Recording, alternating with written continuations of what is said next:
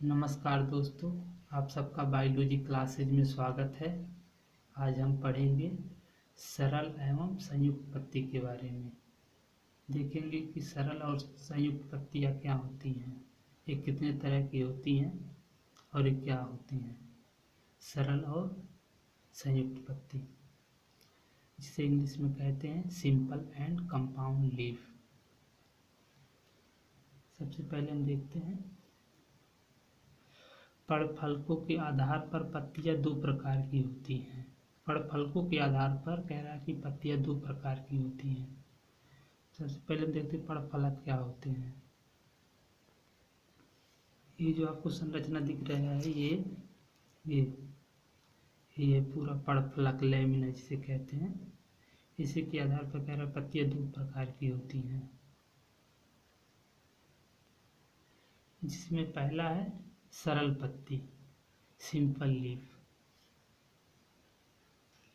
इसे हम देखते हैं। कह रहा कि कटा फटा न हो, जैसे आम, अमरूद, पीपल। कह रहा जो पत्ती है वो कटा फटा न हो, जैसे आम, अमरूद, पीपल। इसे भी देखते हैं। देखिए यहाँ पर ये पीपल का पत्ता है। कहीं पर देखिए, आप देख सकते हैं कहीं पर किनारे पर कटा फटा है, नहीं कटा है। कोई कह रहा है किस प्रकार की पत्तियाँ कहीं पर कटा फटा न हो, ये कह रहा है। फिर उसके बाद कह रहा है कि कभी कभी कभी कटा भी हो, लेकिन कटान मध्य सिरा या परवृंत तक न हो। कह रहा है कि कभी कभी कटा भी हो, लेकिन कटान मध्य सिरा या परवृंत तक न हो। कटान के आधार पर सरल पत्तियां निम्न दो प्रकार की होती हैं। कह रहा है कभी कभी कटा हो, लेकिन कटान मध्य सिरा या परवृंत तक न हो। इसे भी हम देखते हैं। वही कह रहा है कभी कभी कटा हो, लेकिन कटान मध्य सिरा, ये जो है बीच वाला मिडरिब, इसी को मध्य सिरा कहते हैं। कह रहा है कि कटा फटा हो, लेकिन इसके तक न हो, और परवृंत तक, परवृंत इसे इसके तक न हो। इसके आधार पर पत्तियों को दो, और कह रहा है कि कटान के आधार पर सरल पत्तियां निम्न दो प्रकार की होती हैं। पहला है पक्षवत सरल पत्ती, पिन्नेट सिंपल लीफ। इसमें क्या रहा है कि कटान मध्य सिरा की ओर हो ना कि मध्य सिरा तक हो। कह रहा है कि जो कटान है मध्य सिरा की ओर हो, ना कि मध्य सिरा तक हो। जैसे मूली, आप यहाँ पर मूली का पत्ता देख सकते हैं। कह रहा है कटान मध्य सिरा की ओर हो। आप यहाँ पर देख सकते हैं मध्य सिरा है, ये बीच वाला।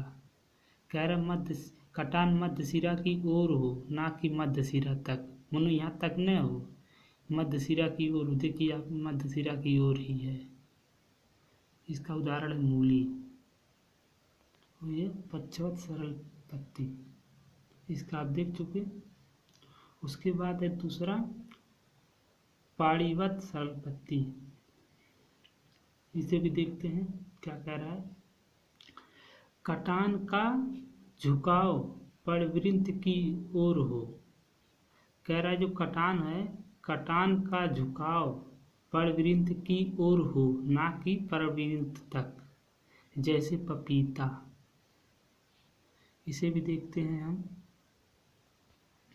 आप यहाँ पर देख सकते हैं कि जो पर्णफलक का कटान है, जो कटान का झुकाव है परवृंत की ओर है, ये डंठल ये इसकी तरफ है। वो कह रहा है इसमें कटान का जो झुकाव होता है परवृंत की ओर होता है, पेटियोल की ओर होता है।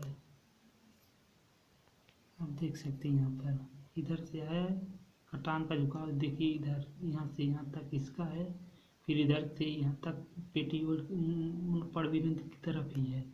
फिर इधर से भी देखिए परवृंत की तरफ है, फिर इधर से भी है। कोई कह रहा है कि कटान का झुकाव परवृंत की ओर होता है। कह रहा है कि जो कटान का झुकाव है परवृंत की ओर होता है, ना कि परवृंत तक। आप यहाँ पर देख सकते हैं कि पड़वृंत जो कटान का झुकाव पड़वृंत तक है, पड़वृंत की ओर है, ना कि परवृंत तक है। यहाँ तक नहीं है, यहाँ की सिर्फ ओर है, पड़वृंत की ओर सिर्फ है इसका कटान का झुकाव, ना कि पड़वृंत तक है। सरल पत्ती हो गया। उसके बाद दूसरा नंबर हम देखते हैं संयुक्त पत्ती के बारे में, कंपाउंड लीफ। इसे भी हम देखते हैं संयुक्त पत्ती, कंपाउंड लीफ। क्या कह रहा है इसमें, पड़फलकों का कटान, कह रहा है जो पड़फलकों का कटान होता है मध्य सिरा या पड़वृंत तक होता है। कह रहा है कि पड़फलकों का कटान मध्य सिरा या पर्णवृंत तक होता है। उसके बाद क्या कह रहा है, कह रहा है जिससे पड़फलक छोटे छोटे भागों में बट जाते हैं, जिसे पर्णक कहते हैं, लीफलेट कहते हैं। कटान की सिरा के आधार पर यह भी दो प्रकार के होते हैं। सबसे पहले देखते हैं, कह रहा है कि पड़फलकों का कटान मध्य सिरा या पर्णवृंत तक होता है, जिससे पड़फलक छोटे छोटे भागों में बट जाते हैं, जिसे पर्णक कहते हैं। इतना देखते हैं। सबसे पहले हम कह रहे हैं कि पड़फलकों का कटान मध्य सिरा, इस जो लैमिना है इसका कटान यहाँ तलक, कह रहा है या तो इसका कटान यहाँ तलक हो या इसका कटान यहाँ तलक हो तो जिसके परिणाम स्वरूप ये जो पड़फलक है छोटे छोटे भागों में बट जाता है। या तो यहाँ तलक तो रहेगा तभी बट जाएगा, ऐसे यहाँ से ऐसे कट रहा है, ऐसे कटा रहा है, ऐसे कटा रहा है तभी बट जाएगा। या तो यहाँ से लेकर के यहाँ तक कटा रहे ऐसे तभी बट जाएगा छोटे छोटे भागों में। उससे क्या कहते हैं, पर्णक कहते हैं, लीफलेट। जैसे आप यहाँ पर देख सकते हैं ये कोई पत्ती थी, बड़ी पत्ती थी, ऐसे थी, इस तरह की संरचना थी ऐसे, लेकिन ये पत्ती ऐसे कट करके ऐसे कट करके ऐसी संरचना बना ली है। इसे जो बीच वाला इसे रेचिस कहते हैं, और जो है ये पत्ता इसे पर्णक कहते हैं, लीफलेट कहते हैं। ये जो पहले था पड़फलक था, यही अब कट छोटे छोटे टुकड़ों में बट करके इसका निर्माण कर लिया, जिसे पर्णक कहते हैं, लीफलेट। उसके बाद कह रहा है कि कटान की सिरा के आधार पर यह भी दो प्रकार के होते हैं। कह रहा है कटान की सिरा के आधार पर यह भी दो प्रकार के होते हैं। पहला पक्षवत संयुक्त पत्ती, पिन्नेट कंपाउंड लीफ। इसे भी हम देखते हैं क्या होता है। पक्षवत संयुक्त पत्ती में पड़फलक का कटान मध्य सिरा तक होता है। कह रहा है कि पक्षवत संयुक्त पत्ती में पड़फलक का कटान मध्य सिरा तक होता है, जिसे रेचिस कहते हैं। रेचिस के विभाजन के आधार पर यह भी निम्न प्रकार के होते हैं। सबसे पहले इतना हम देखते हैं, पक्षवत संयुक्त पत्ती में पड़फलक का कटान मध्य सिरा तक होता है। यहाँ तक हम देखते हैं। ये कह रहा है कि जो पक्षवत संयुक्त पत्ती होती है उसका जो कटान होता है, पड़फलक का कटान होता है मध्य सिरा तक होता है। आप यहाँ पर देख सकते हैं ये मध्य सिरा है, यहाँ तलक होता है, जिसे रेचिस कहते हैं। ये जो बीच वाला है इसे रेचिस कहते हैं। उसके बाद कह रहे हैं रेचिस के विभाजन के आधार पर यह भी कई प्रकार के होते हैं। इसे हम देखते हैं। क्या है, कह रहा है कि उसमें क्या था कि रेचिस के विभाजन के आधार पर यह भी कई प्रकार के होते हैं। जैसे सबसे पहला इसमें है, देखते हैं, एक पक्षवत यूनिपिन्नेट। इसे हम देखते हैं।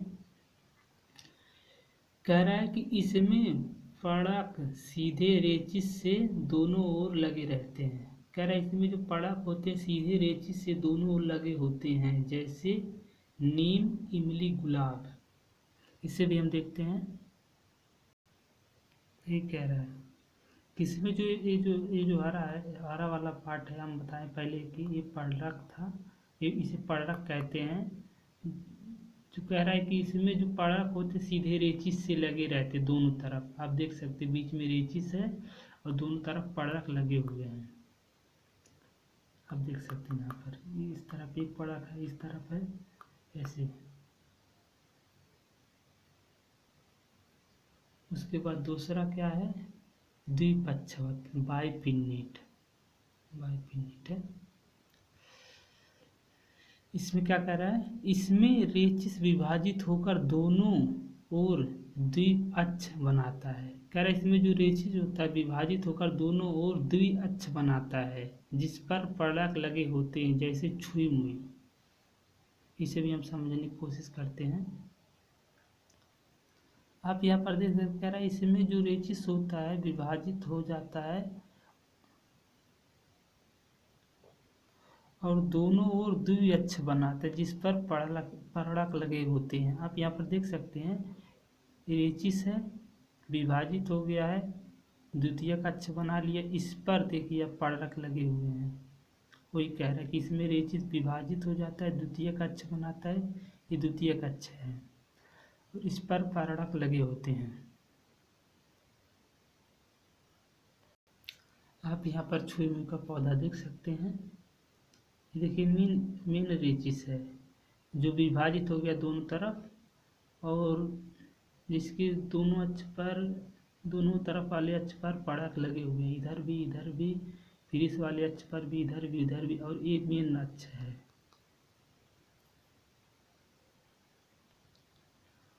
उसके बाद है त्रिपक्षवत, ट्राइपिन्नेट। इसमें भी हम देखते हैं।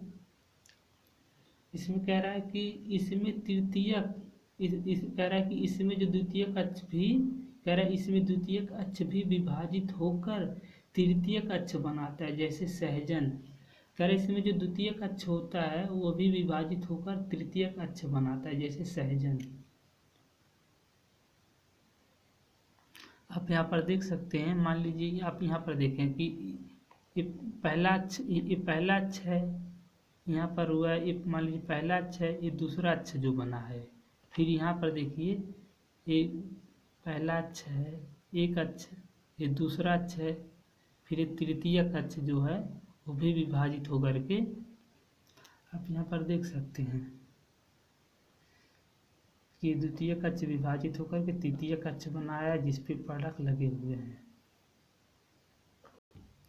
आप यहाँ पर सहजन का पौधा देख सकते हैं, सहजन की पत्ती। ये मान लीजिए ये द्वितीयक अक्ष है, फिर यहाँ से आया है, तृतीयक अक्ष का निर्माण हुआ है, तृतीयक अक्ष पे पड़क लगे हुए हैं, देख सकते हैं आप यहाँ पर। ये द्वितीयक अक्ष, फिर ये तृतीयक अक्ष, इस पे पड़क लगे हुए हैं।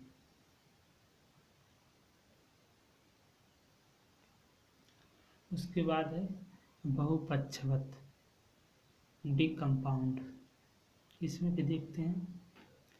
कह रहा है इसमें जो द्वितीयक अक्ष, कह रहा है इसमें द्वितीयक अक्ष विभाजित होकर तृतीयक अक्ष बनाता है, और तृतीयक अक्ष विभाजित होकर चतुर्थ अक्ष बनाता है, जैसे धनिया, सोवा। कह रहा है इसमें जो द्वितीयक अक्ष होता है विभाजित होकर तृतीयक अक्ष बनाएगा, और तृतीयक अक्ष जो होता है विभाजित होकर चतुर्थ अक्ष बनाता है, जैसे सोवा और धनिया।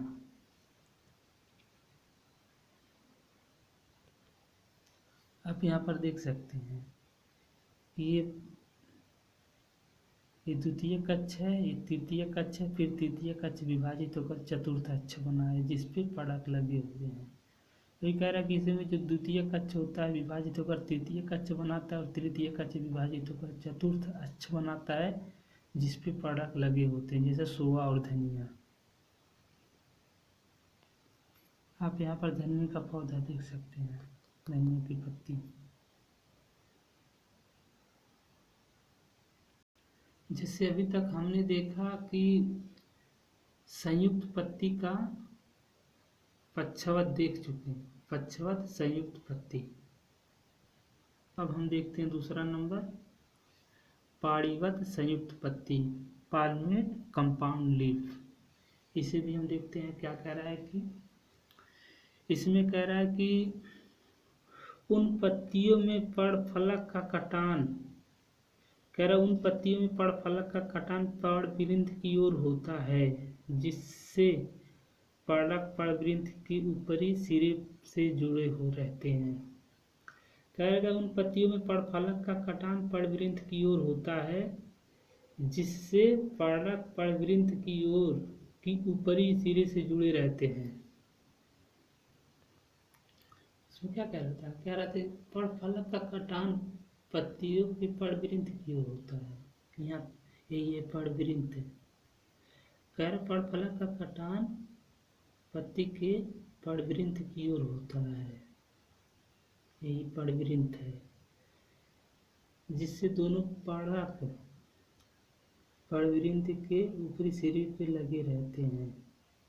आप देख सकते हैं पर्णवृंत का ऊपरी सिरा है, इस पे जो दोनों पर्णक है लगे रहते हैं। और कह रहा है इसमें रेचिस नहीं पाया जाता, आप देख सकते हैं इसमें रेचिस नहीं है।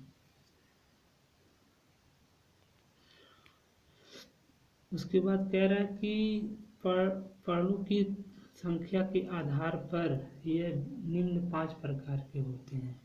कह रहा कि जो पर्ण होते हैं उनकी संख्या के आधार पर यह भी 5 प्रकार के होते हैं।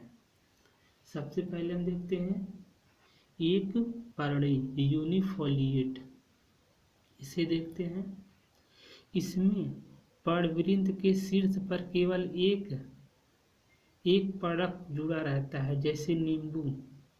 कह रहा कि इसमें पर्णवृंत के शीर्ष पर केवल एक पर्णक जुड़ा रहता है, जैसे नींबू। आप देख सकते हैं, आप यहाँ पर देख सकते हैं नींबू की पत्ती है, यही है। आप देख सकते हैं पर्णवृंत है ये। और इसमें कह रहा है कि इसमें केवल एक पर्णक जुड़ा रहता है। आप देख सकते हैं सिर्फ एक ही पर्णक है, ये जुड़ा हुआ है। आप यहाँ पर भी देख सकते हैं, यहाँ पर भी देख सकते हैं एक ही पर्णक जो है जुड़ा हुआ है पर्णवृंत से। उम्मीद करता हूँ कि आप लोग को समझ में आ रहा होगा। उसके बाद है द्विपर्णी बाइफोलिएट, इसमें भी देखते हैं क्या कहता है। इसमें 2 पर्णक लगे होते हैं, जैसे कचनार। कह रहा कि इसमें जो पर्णकों की संख्या होती है 2 होती है, और वो कहाँ से लगे रहते हैं, पर्णवृंत से। कह रहा इसमें 2 पर्णक लगे होते हैं, जैसे कचनार। इसे भी हम देखते हैं। आप यहाँ पर देख सकते कचनार का एक पत्ता है, देखिए एक फलक इधर है, एक पर्णक इधर है, एक पर्णक इधर है, जो पर्णवृंत से लगे हुए हैं। यहाँ पर पर्णवृंत है जो लगे हुए हैं पर्णवृंत से, दोनों पर्णक। और कह रहा है इसमें पर्णों की संख्या 2 होती है। उसके बाद है त्रिपर्णी ट्राइफोलिएट, इसमें भी देखते क्या कहता है। इसमें 3 पर्णक लगे होते हैं, जैसे बेलपत्र। कह रहा है इसमें जो पर्णक होते हैं 3 ठो लगे रहते हैं, वो भी कहाँ पर, पर्णवृंत के शीर्ष पर। जो पर्णवृंत का ऊपरा सिरा होता है उसी पे लगे रहते हैं 3 पर्णक, जैसे बेलपत्र। आप यहाँ पर देख सकते हैं ये पर्णवृंत है और 3 पर्णक लगे हुए हैं। ये बेल का पत्ता है, बेलपत्र है। आप यहाँ पर देख सकते हैं 3 पर्णक हैं, और वो भी कहाँ से लगे हुए हैं, पर्णवृंत से।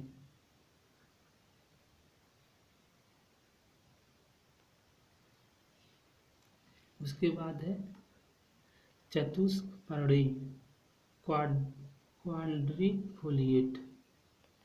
क्वाड्रिफोलिएट, इसमें देखते हैं। इसमें 4 पर्णक लगे होते हैं। कह रहा है कि इसमें जो पर्णक होते हैं 4 लगे होते हैं, कहाँ पर, पर्णवृंत पर ही लगे रहते हैं। जैसे मार्सिलिया। इसे भी हम देखते हैं। आप यहाँ पर देख सकते हैं कि मार्सिलिया का पत्ता है, इसमें 4 पराग लगे हुए, 1 2 3 4, और बीच में परागविरिंथ है। इसमें देखिए कहीं रेचिस पाया जा रहा है, कुछ नहीं है। 1 2 3 4।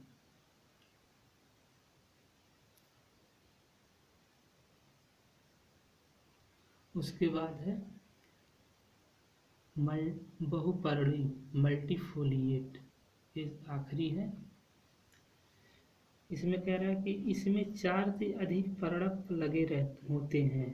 कह रहा है इसमें जो परागों की संख्या होती है 4 से अधिक होती है। तो कह रहा है कि इसमें 4 से अधिक पराग लगे होते हैं, जैसे सेमल। इसे भी हम देखते हैं। आप यहाँ पर देख सकते हैं जिसमें पराग होते हैं, देखिए 4 से अधिक हैं, देख सकते हैं आप, 1 2 3 4 5 6 7 हैं। और ये भी लगे हुए कहाँ से? पर्णविरिंथ से। ये जो डंठल है इसी को पर्णविरिंथ कहते हैं, और यही से लगे हुए हैं। कह रहा है कि इसमें जो पर्णों की संख्या है वो 4 से अधिक होती है। इसका उदाहरण है सेमल। आप देख सकते हैं यहाँ पर। उम्मीद करता हूँ कि आप सबको आज का वीडियो अच्छे से समझ में आया होगा। अगर नहीं समझ में आया होगा तो एक बार और देखिएगा, 2 बार देखेंगे अच्छे से समझ में आ जाएगा।